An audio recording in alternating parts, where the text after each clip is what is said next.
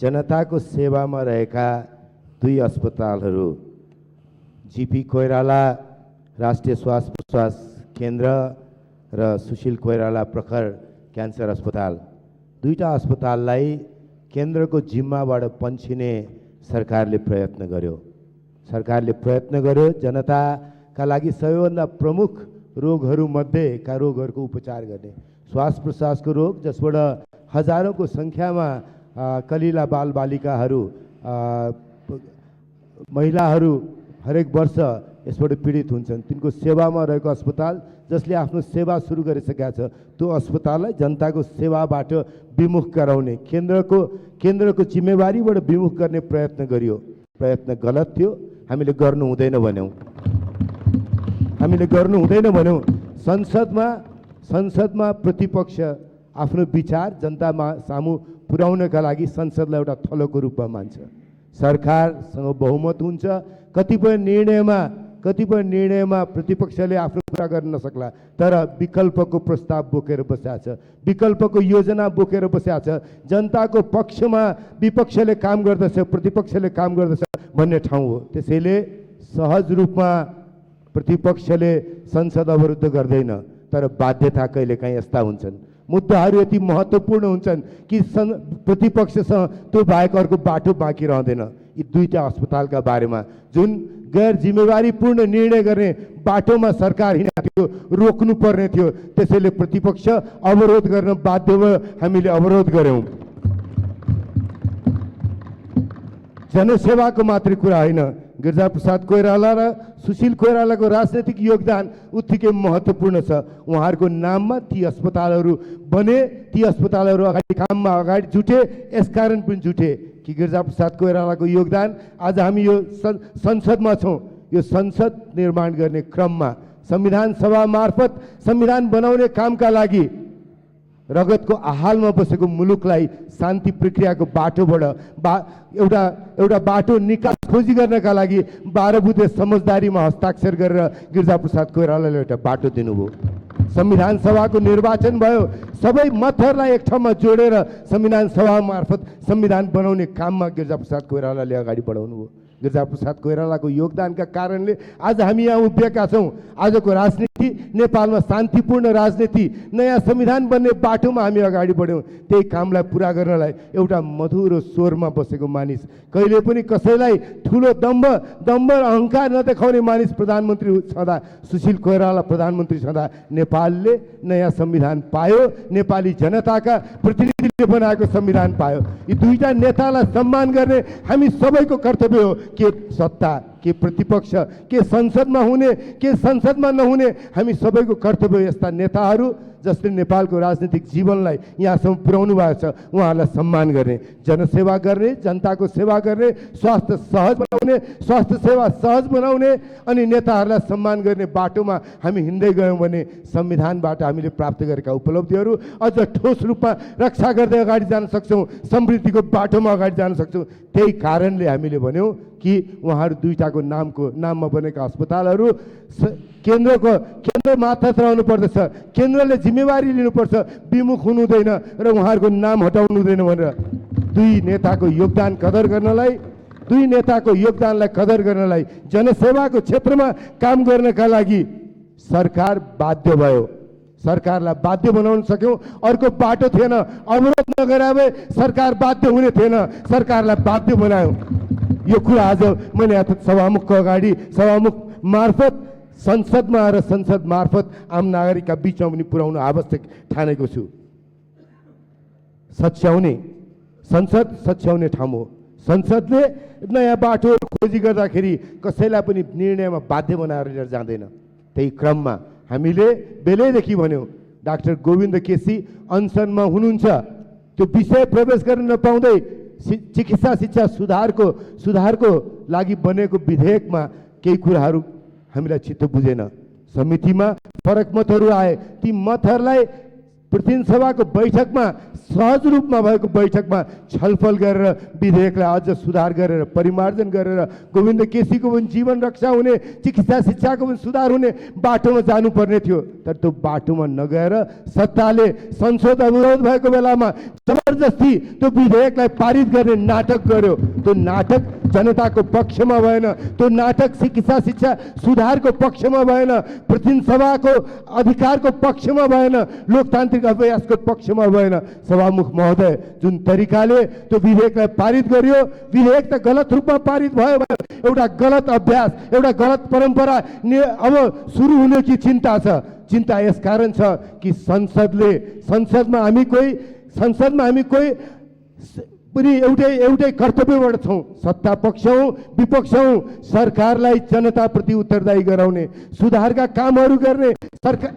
सरकारले लिएर आएका विधेयकहरू अपुरो छन्, नपुग्ने छन्, अप्ठ्यारा छन्, गलत छन्, त्रुटिपूर्ण छन् भने तिनलाई सच्याउने काम गर्न सकिन्थ्यो। चिकित्सा शिक्षा विधेयकको बारेमा त्यो काम गर्ने अवसरबाट प्रतिनिधि सभा वञ्चित भयो। सत्ताको अहङ्कारले त्यो बाटो बन्द भयो, गलत भयो, त्यो त्यसरी हुन्थ्यो। तर सरकारको बारेमा के भन्ने? सरकारको जबरजस्तीलाई कुनै अचम्म मान्नुपर्ने खण्ड नै छैन। सरकारले जुन रवैयामा अहिले प्रस्तुत भएको छ, कसैले अचम्म मान्नुपर्ने परिस्थिति छैन। तर पनि हामी सरकारलाई रोक्ने कोसिस गर्छौँ। यो रवैयाको एउटा प्रमाण त यस्तो लाग्छ कि दुनियाँ दुईटा ध्रुवमा विभाजित दुनियाँ, पुँजीवादी खेमा र साम्यवादी खेमामा विभाजित दुनियाँको पुँजीवादी खेमाको नेतृत्व अमेरिकाले गरिरहेछ अनि साम्यवादी खेमाको नेतृत्व नेपालले गरिरहेछ। जस्तो साम्यवादी दलका अर्का अध्यक्ष भन्नुहुन्छ, बिचरा भेनेजुएला चपेटमा पर्न थाल्यो। नेपाल र अमेरिकाको लडाइँमा एउटा मामुली मुलुक भेनेजुएला चपेटमा पर्न थाल्यो भनेर कुन ठाउँमा छौँ? सत्ताले आफूलाई के देखाएको छ मैले बुझ्न सकेको छैन, आम नेपाली नागरिकले बुझ्न सकेका छैन। हाम्रा सीमाहरू छन्, सीमाभित्र बसेर परराष्ट्र नीति सञ्चालन हुन्छ। हामी प्रतिपक्ष पनि जिम्मेवारीपूर्वक परराष्ट्र नीतिका बारेमा बोल्छौँ, एउटा सीमालाई मान्छौँ। अनि सत्ता आफै सीमालाई नाग्दै बोल्दै हिँड्छ। अनि त्यो कुरालाई के भन्ने? सरकार के यही मतिले चल्ने? अब साम्यवादी धुरी र पुँजीवादी धुरीको लडाइँमा नेपाल एउटा कुनामा, एउटा धुरीमा अनि अमेरिका अर्को धुरीमा। त्यही राजनीतिले हामीलाई बाँकी शान्ति प्रक्रियाका कामहरू पुरा गर्न मद्दत गर्छ। मलाई लागेको थियो काठमाडौँ खाल्डोबाट बसेर धेरै देखिँदैन भनेर। काठमाडौँ खाल्डोमा बस्नेले भन्दाखेरि त गल्ती भयो कि भनेर, सच्चे लागि भनेर। तर काठमाडौँ खाल्डो होइन, जिनेवाको शान्त वातावरणमा बस्ने अर्का अध्यक्ष मुलुकका प्रधानमन्त्री भन्नुहुन्छ। अब भन्ने पनि हुनुभयो, आँखा उठाएर हेर्ने छिमेकीलाई तल आइसकेको यत्रो ठुलो मान गुमान अभिमान छ। अनि त्यस पछाडि वक्तव्य आउँछ Australia, Germany, European union, Finland, France, Norway, Switzerland, UK, बेलायत, अमेरिका र संयुक्त राष्ट्र सङ्घ समेतलाई सबक सिकाउने खालको वक्तव्य आउँछ। अब कहाँ जाने? यही बाटोबाट अगाडि बढ्छ मुलुक। दुनियाँका सबै मुलुकलाई ललकार्ने बाटोमा सरकार हिँडेको छ। प्रतिपक्षमाथि त अलिकति जबरजस्ती गर्छ। प्रतिपक्षमाथि जबरजस्ती गर्नु धेरै अस्वाभाविक र अचम्म पनि मानेको छैन। काङ्ग्रेस त देखेकै छैन भन्छ सरकारले, काङ्ग्रेस त देखेकै छैन भन्नुहुन्छ प्रधानमन्त्रीले। हो काङ्ग्रेस राणाहरूले पनि देखेनन्, जुन बेला देखे धेरै ढिलो भइसकेको थियो। काङ्ग्रेस प्रधानमन्त्री देखिन भन्नुहुन्छ, काङ्ग्रेसलाई महेन्द्रले पनि देखेनन्। काङ्ग्रेसलाई नदेखेको महेन्द्रको व्यवस्था र उनको अनुदारवादी व्यवस्थालाई 30 वर्षको सङ्घर्षपूर्ण इतिहासले प्रजातन्त्र पुनर्स्थापना गरेर विदा गर्यो। ज्ञानेन्द्रले देखेनन् काङ्ग्रेसलाई, ज्ञानेन्द्रलाई विदा गर्यो, राजतन्त्रको अन्त गर्यो। काङ्ग्रेस नदेख्नेहरूको लाममा कोही पनि उभिएदेखि हामीलाई धेरै ठुलो चिन्ता छैन। काङ्ग्रेसलाई नदेख्नेहरूले काङ्ग्रेसलाई देख्नै पर्छ, लोकतन्त्रलाई नदेख्नेहरूले लोकतन्त्रलाई देख्नै पर्छ। त्योभन्दा अर्को बाटो निर्माण हुन सक्दैन। संसदले त्यो कुरा पनि बोल्छ, संसदले यो कुरा पनि बोल्छ कि लोकतन्त्रको बेला लोकतन्त्रलाई पुष्ट बनाउने, लोकतन्त्रको अभ्यासलाई दह्रो बनाउने, बलियो बनाउने, जनताको पक्षमा सरकारलाई लिएर आउने काम गर्छ। तर चुनाव अघि भर्खर मिलेका दलहरू चुनावमा अपार सफलता पाउनुभयो। अपार सफलता पाएपछि यस्तो ध्वनि बाहिर आछ कि एउटा गीत मलाई याद हुन्छ, नयाँ नयाँ जवानी छ, नयाँ नयाँ रङ्ग। प्रधानमन्त्रीजी आफ्नो रूप हेरी आफै दङ्ग हुनुहुन्छ, आफ्नो रूप हेरी आफै दङ्ग हुनुहुन्छ।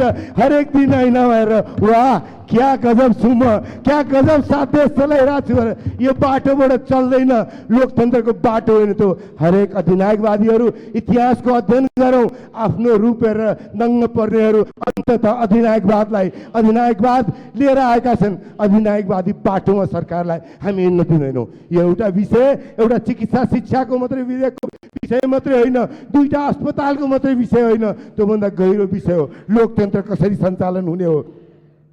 अब 2/3 को दम्ब गर्ने सरकार कहाँ लड्न पुगेको छ भन्दा अरू ठाउँ त होइन, काङ्ग्रेस देखेन, अमेरिका, बेलायत, युरोप कुनै देश देखेन, भारत देखेन, अरू कहीँ देखेन। हुँदा त्यो लडाइँ केका लागि आर्जन भएको त भन्दा एउटा सत्याग्रही उसका विचार से कोही सहमत होला असहमत होला, ऊ के भन्छ भने मेरो विचारको लागि ज्यान दिन तयार छु, आमरण अनसन गरेको छु, ज्यान दिनु पर्यो भने दिन्छु, चिकित्सा शिक्षाको सुधार हुनुपर्छ भन्ने।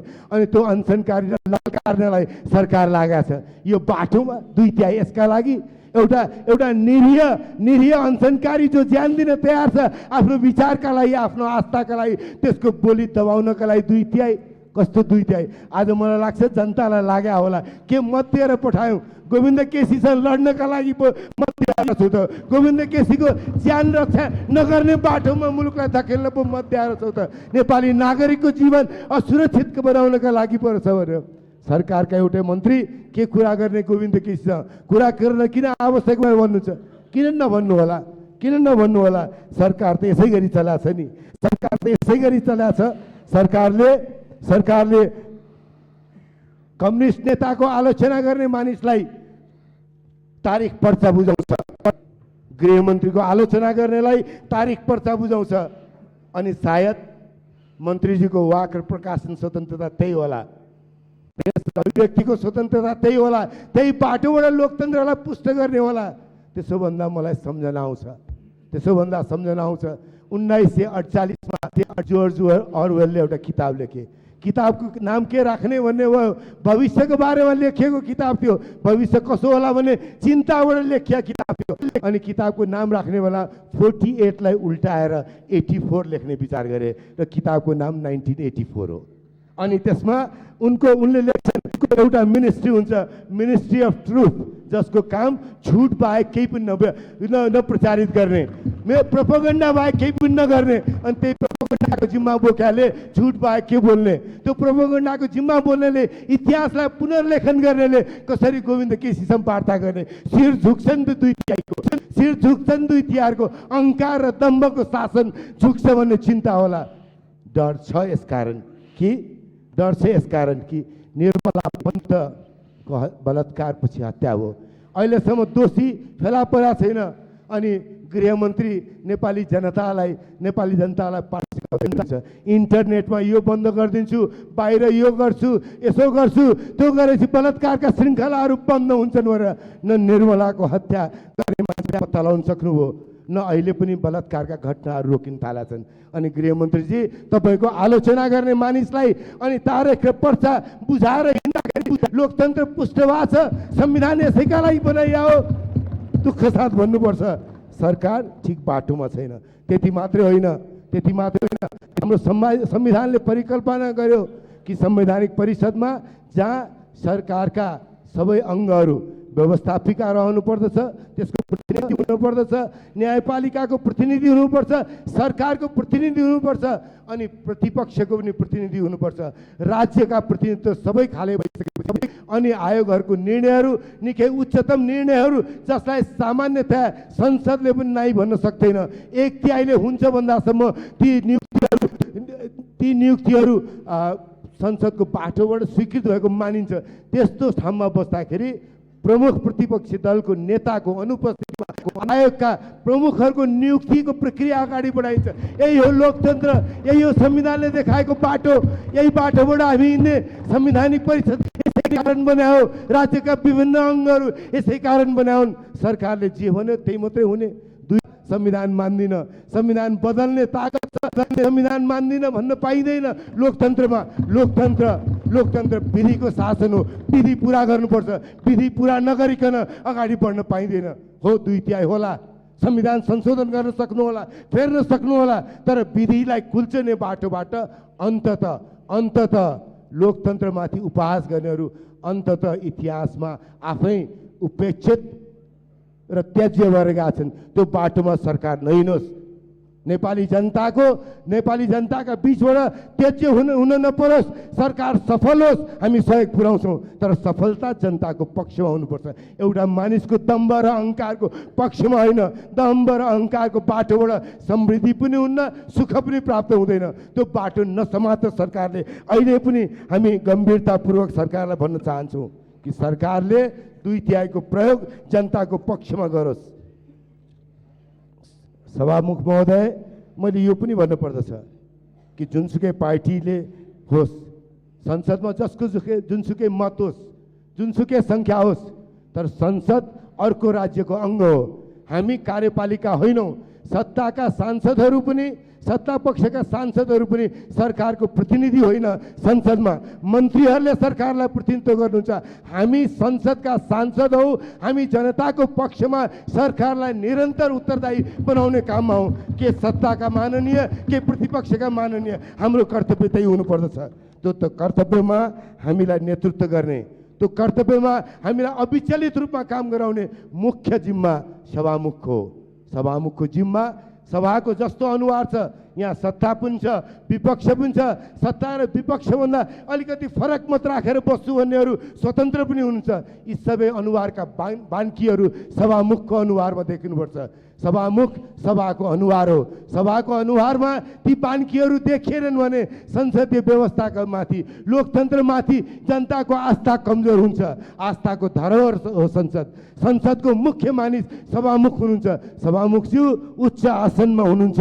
उच्च आसन यसकारण हो कि उचाइको अहमका लागि होइन, उच्च आसनमा बसेर टाढा टाढासम्म देख्न सकियोस्, विस्तारित रूपमा देख्न सकियोस्, विस्तृत रूपमा देख्न सकियोस्, एउटा सानो मझिनो आवाज पनि सुन्न सकियोस्। ती आवाजहरूलाई सुनाउने थलो संसदलाई बनाउने। सरकारका निर्णयहरू, सरकारका कामहरू हुन्छन्, तर सँगसँगै संसदले जनताको पक्षमा छलफल गर्छ। विधेयकहरू पारित गर्ने बेलामा कुनै पनि जनताको आवाज संसदसम्म सहज रूपमा पुग्छ। सभामुखको जिम्मेवारी मूलतः त्यही हुन्छ। त्यसैले सभामा सत्ता र प्रतिपक्षभन्दा हामीहरू सांसद हौँ। सभा कार्यपालिका होइन, व्यवस्थापिका हो। सभामुख महोदयसँग अनुरोध गर्न चाहन्छु, यो सभा सरकारको उत्पत्ति र विघटनका लागि मात्र होइन, सरकारलाई निरन्तर जनताको पक्षमा उत्तरदायी गराउने थलो हो। सभामुखको भूमिका यसैका लागि हुनुपर्दछ। सभामुखको भूमिका योभन्दा अर्को कामका लागि होइन, जनताप्रति सरकारलाई निरन्तर रूपमा उत्तरदायी बनाउनका लागि हो। त्यसैले सभामुखबाट हामीले त्यही अपेक्षा गरेका छौँ। त्यही अपेक्षित पनि हुन्छ दुनियाँभरिको सबै सभाबाट। मैले एउटा मात्रै उदाहरण दिन चाहन्छु। यस्तै ठाउँमा संसदको सभामुखका रूपमा एउटा बेलामा नेपालको पहिलो प्रतिनिधि सभामा कृष्णप्रसाद भट्टराई सभामुख हुनुहुन्थ्यो। यस्तो व्यक्ति जो निर्वाचनमा हार्नुभयो, संसदको सदस्य हुनुहुन्न थियो, त्यस बेलाको संविधानले दिन्थ्यो, तर सबैले मिलेर सर्वसम्मत रूपमा कृष्णप्रसाद भट्टराईलाई सभामुख बनायो त्यो प्रतिनिधि सभाले। अहिलेसम्म हरेक नेपालीले गर्वको साथ कृष्णप्रसाद भट्टराईले त्यो बेला गर्नुभएको कामलाई सम्झन्छ। कृष्णप्रसाद भट्टराईले त्यो संसद विघटन भएपछि कहिले पनि आफ्नो नाममा पूर्व सभामुख लेख्नु भएन, विघटित प्रतिनिधि सभाको सभामुख भनेर लेख्नुभयो। आजसम्म पनि पञ्चायत रहँदाखेरि उहाँले पञ्चायतको 1 नम्बरको दुश्मन म हो भन्नुहुन्थ्यो। यसकारण कि पञ्चायतले संसदलाई अन्त गर्यो, संसदीय व्यवस्थालाई अन्त गर्यो। त्यो व्यवस्थाको एउटा प्रमुख ठाउँमा बसेको सभामुख म थिएँ, त्यसैले पहिलो विरोधी हुँ भनेर। लोकतन्त्रको पक्षमा सभामुखहरू उभिने थुप्रै उदाहरण छन् हाम्रो मुलुकमा पनि। त्यो बेलादेखि अहिलेसम्म आउँदाखेरि अप्ठ्याराभन्दा अप्ठ्यारो बेलामा सभामुखहरूले भूमिका निर्वाह गर्नुभएको छ। यी पनि प्रतिनिधि सभामा सदस्यहरू हुनुहुन्छ जसले हिजो सभामुखको भूमिका निर्वाह गर्नुभयो। सभामुखको आसनमा आक्रमण गर्न जाँदाखेरि पनि पर्खिएर, रोकिएर, चुप लाएर बसेर संविधान बनाउने कुरा नबिग्रियोस्, नभत्कियोस् भनेर सभामुख हिँड्नुभयो। सभामुखले त्यो बाटो समात्नुभयो। 2/3 थियो त्यतिखेर सत्तामा बस्ने, संविधानको प्रक्रियालाई अगाडि बढाउने दलमा 2/3बाट पारित गराउने बाटोमा सभामुख हिँड्नु भएन। त्यो बाटोबाट नहिँडेर के हो त भन्दा अलि दिन पछाडि सबै दलहरूका बिचमा वार्ता भयो। सबै दलहरूका बीचमा वार्ता भयो, सहमति भयो। 16 बुँदे सहमतिपछि फेरि संविधान सभा खुल्यो। फेरि संविधान सभा खुलेपछि संविधान बन्यो। त्यही संविधानका कारण हामीहरू सबै यहाँ उभिएका छौँ। सभामुख महोदय, म आलोचना गर्न टिप्पणी गर्न आएको होइन। सभामुखको मान गर्ने, सम्मान गर्ने हामी सबैको कर्तव्य हो। त्यो कर्तव्य हुन म बाहिर जान्न। तर सभामुख महोदयलाई विनम्रतापूर्वक आग्रह गर्छु, नेपालको सदस्य आफ्नो भनाइ छोट्याउँछु। सभामुख महोदय, म सक्दैछु। त्यसैले सभामुख महोदय चाहिँ अनुरोध छ, त्यही बाटोमा हिँड्नुहोस्, त्यही बाटोमा हिँड्ने कामको नेतृत्व गर्नुहोस्। जहाँ सहयोग चाहिन्छ हामी सदैव त्यो सहयोग गराउन चाहन्छौँ। सभामुखबाट यो सभा आश्वस्त हुन चाहन्छ, विशेष त प्रतिपक्ष आश्वस्त हुन चाहन्छ कि आउने दिनमा सभाको सञ्चालन त्यसै अनुरूप हुन्छ। सभाको सञ्चालनमा सत्ता र प्रतिपक्षका आवाजहरू छलफलमा आउनेछन्। त्यही बाटोबाट अस्ति चिकित्सा शिक्षा विधेयकलाई पनि छलफल गरिएको भए चिकित्सा शिक्षामा सुधार हुन्थ्यो। गोविन्द केसीको जीवन रक्षा हुन्थ्यो। थुप्रै मान्य सांसदहरूले समितिको बैठकमा पनि भन्नुभएको छ कि फरक मत छ हाम्रो। फरक मत हुँदाहुँदै पनि सहमतिका बाटाहरू छन्, ती बाटोहरू खोजी गरौँ भनेर। त्यो बाटो खोजी हुन सकेन। अहिले अनुरोध छ, सत्तालाई अनुरोध छ, राष्ट्रिय सभामा त्यो विधेयक छ।